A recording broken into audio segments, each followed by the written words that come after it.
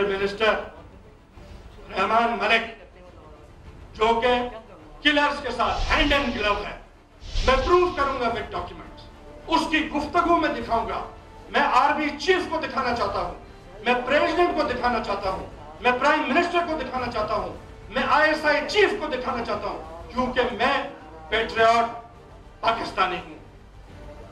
जो ये लारे लप्पे झूठ ऊपर से नीचे तक 100% कंपल्सिव लायर है, जो कि मैं बार बार अपनी लीडरशिप को कह चुका हूं, मैं कैबिनेट मीटिंग में कह चुका हूं, और मैं हमेशा मुंह पे बात करता हूं, पीठ पीछे कभी नहीं करता। मैं इसके सामने 6 दफा इसको मुंह पे कह चुका हूं कि तुम बेहतरीन पॉलिटिशियन और इंसान हो सकते हो, बेहतरीन एडमिनिस्ट्रेटर हो सकते हो, सिर्फ तुम आधा झूठ बोलना खत्म कर दो, 50% बोलो, 100% झूठ नहीं बोलो।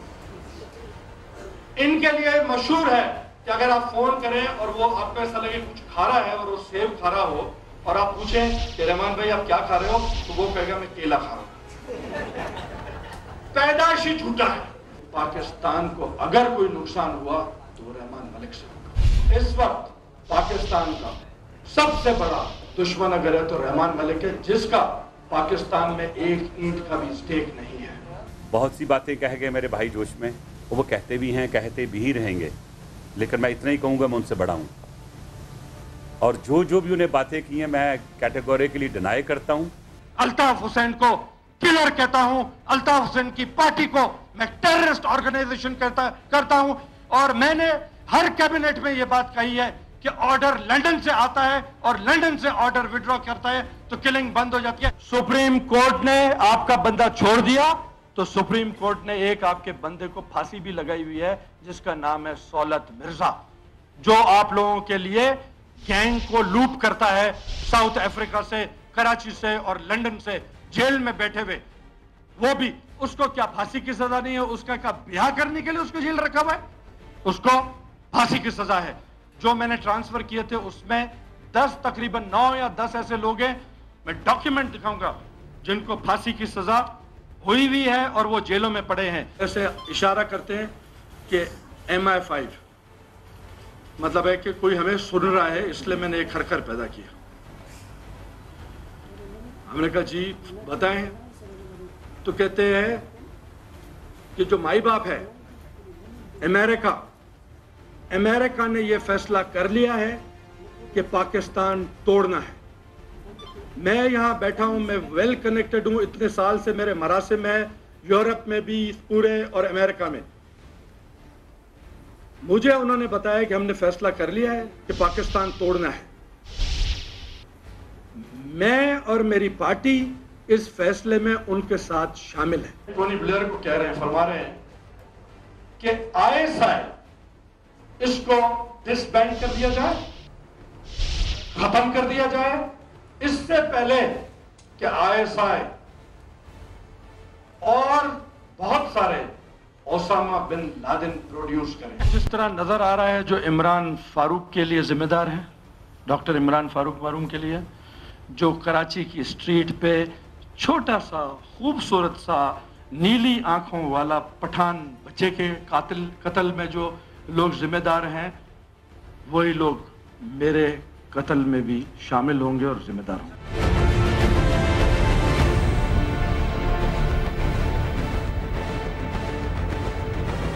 बिस्मिल्लाहिर्रहमानिर्रहीम, अस्सलाम वालेकुम नाज़रीन, मैं हूं Jasmeen Manzoor and welcome to the show. नाज़रीन, जो कुछ कल वज़ीर दाखिला, सूबाई वज़ीर दाखिला, former home minister of Sindh doctor Zulfiqar Mirza साहब ने कहा, इसके बाद जो भी इवेंट्स अब अनफोल्ड होंगे, क्योंकि जो भी उन्होंने बातें की हैं वो बातें अब उनकी ज़ात से बड़ी हो गई हैं। वो जो बातें उन्होंने की हैं, जिसमें उन्होंने ऑडियो वीडियो एविडेंस देने की बात की है, और इस बात को मद्देनजर रखते हुए कि चीफ जस्टिस इफ्तिखार मोहम्मद चौधरी 5 रुकनी बेंच के साथ कराची में किलिंग्स के ऊपर सो मोटो नोटिस की जो है वो तफ्तीश कर रहे हैं और उसके ऊपर वो देख रहे हैं। और आज भी जो डॉक्यूमेंट्स कोर्ट में पेश किए गए उनको रद्द किया गया और कहा गया वो रिपोर्ट्स लाइए जो IB और ISI ने बनाई हैं।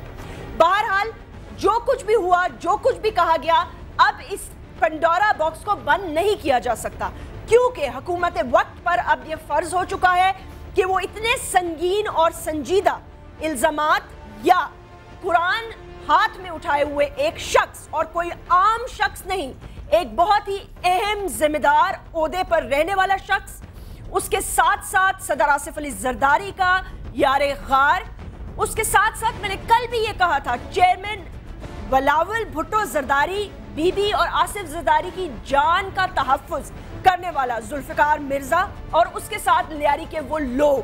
سوال یہاں یہ پیدا ہوتا ہے جو آج ہم پروگرام میں اٹھائیں گے کہ کیا ذوالفقار مرزا صاحب کی باتوں کو کوئی سنجیدگی سے لے بھی رہا ہے یا نہیں، ملک اور قوم کے علاوہ حکومت وقت، کیونکہ اس وقت آنے والی اطلاعات پر اب دیکھا یہ جا رہا ہے ایوان صدر میں کہ ان کے ریزگنیشن کے بعد پاکستان پیپلز پارٹی میں ان کی کیا اہمیت رہے گی. بہرحال اگر یہ کہا جائے کہ کل سندھ میں میلہ انہوں نے لوٹ لیا تو شاید اس سے کسی کو بھی انکار نہیں ہوگا. اب وہ یہ باتیں پروف کر سکتے ہیں. کیا صدر پاکستان، اسٹیبلشمنٹ اور دیگر لوگوں کے سامنے کیا پاکستان ٹوٹنے کی باتیں صحیح ہیں یا کہ پھر یہ ایک فطری ریاکشن تھا کہیں لیاری آپریشن کی وجہ سے تو نہیں. Zulfiqar Mirza as a home minister خاموش کیوں رہے؟ انہوں نے کہا آڈیو ویڈیو ریکارڈنگز میں دوں گا. کب؟ اس پر ہم بات کریں گے اور یہ بھی ہم بات کریں گے کہ اب دیکھنا یہ ہے کہ میدان جنگ میں ذوالفقار مرزا اکیلے کھڑے ہیں یا ان کے ساتھ کھڑی ہے پاکستان پیپلز پارٹی کی قیادت کندھے سے کندھا ملا کے یہ بتانے کے لیے افواج پاکستان کو بھی اور عوام پاکستان کو بھی کہ کون ہے وہ قوتیں جو نظر بد سے ملک کو دیکھ رہی ہیں اور توڑنے کی سازشیں کر رہی ہیں.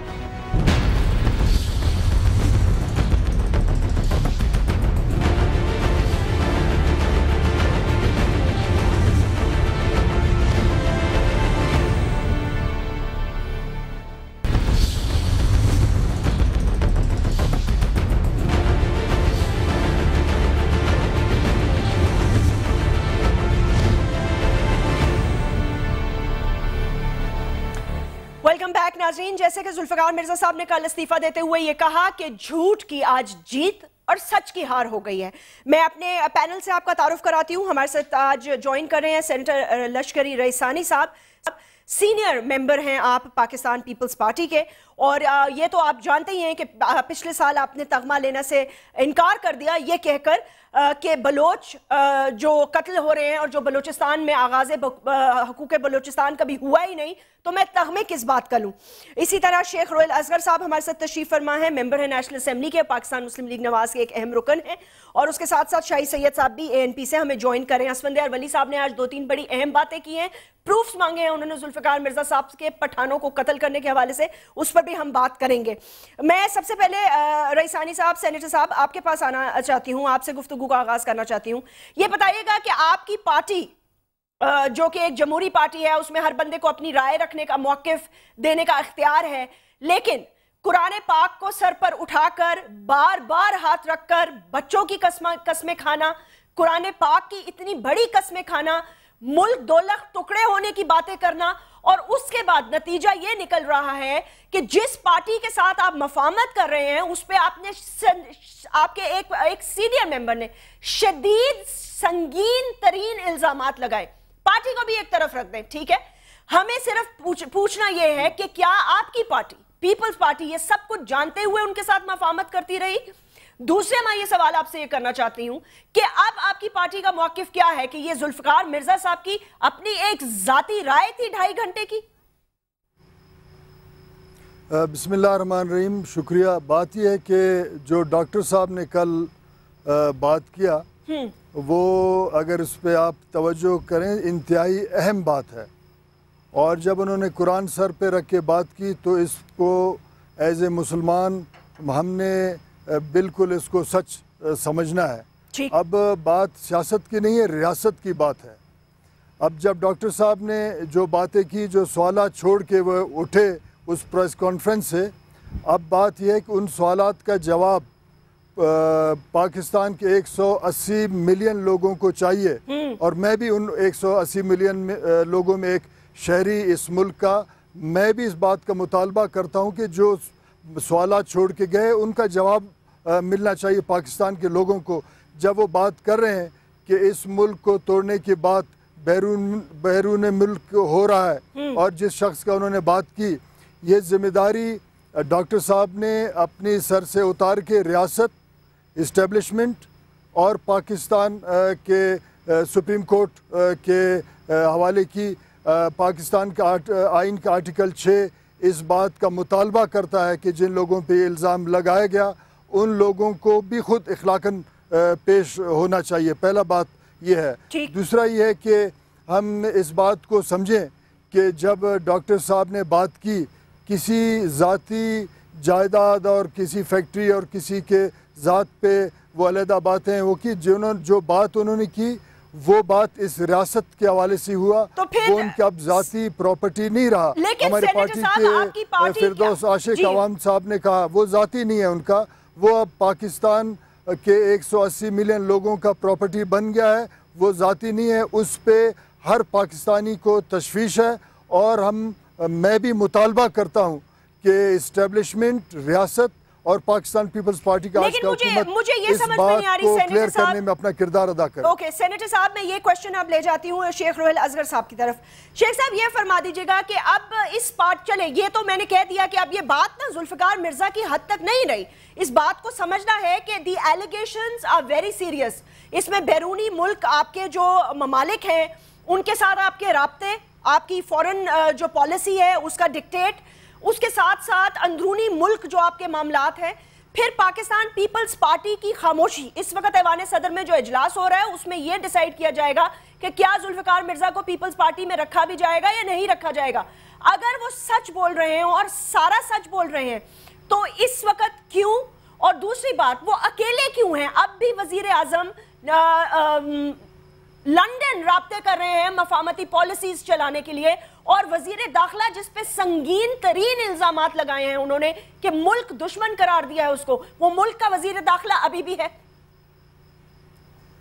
बिस्मिल्लाहिर्रहमानिर्रहीम। यास्मीन, ये बड़ा एक अहम मौजू है और इसको मेरी नज़र में आप अगर इसको कल ही इसको टेकअप करती और अपने लोगों को आप याद करती तो ज़्यादा बेहतर रहता।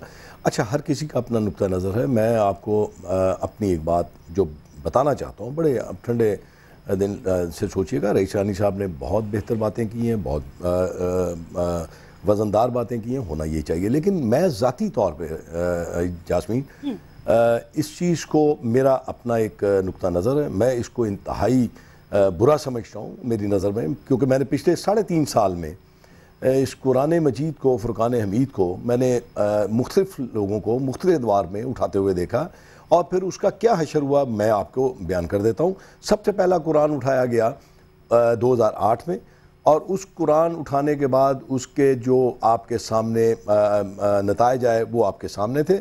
उस वक्त के आसिफ जरदारी और आज के प्रेसिडेंट ने वो कुरान उठाया। उसके बाद एक वफाकी वज़ीर जो हज का वज़ीर था उसने कुरान उठाया अपनी बेगुनाही के लिए, और उस पर इल्ज़ाम लगाया जिसने, उससे कुरान उठाया कि इसने जो गुनाह किया है वो बिल्कुल दुरुस्त किया है। आज तक ये साबित नहीं हो सका कि कौन सा कुरान सच्चा था, किसने सच्चा कुरान उठाया। ये दूसरा वाक़या जो बड़े बड़े वाक़यात आप। तीसरा वाक़या जो हुआ वो एक टॉक शो में एक आज के वफाकी वज़ीर ने कल के साबिक़ा वज़ीर के सामने कहा कि यहाँ इस मुल्क में 3 करप्ट तरीन इंसान हैं, एक सदर, एक वज़ीर आज़म और एक उस वक्त का वफाकी वज़ीर बराए पानी और बिजली।